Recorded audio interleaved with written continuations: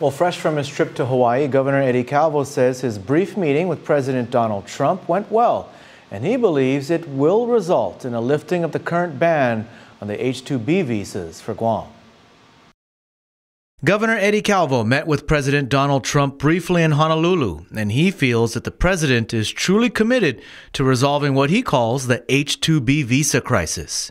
This whole crisis started out of an arbitrary and capricious decision made by the Barack administration bureaucrats. And it was a 180-degree turn from 30 years of approvals.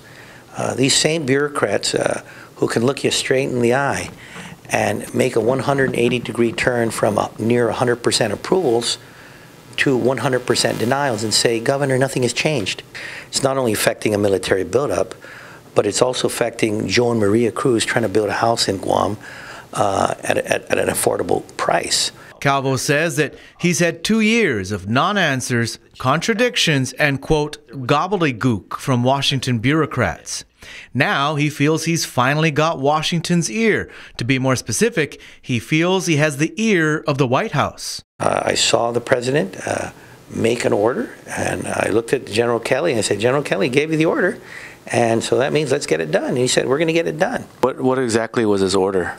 Well, again, in our discussion, and I made it very clear to the president that this was something that he could do. And I remember him looking at General Kelly and saying, and he said, can we do this? And General Kelly, and I had discussions with General Kelly earlier in the day, and he has a lot of knowledge in it, says to the president, yes, sir, we can do it.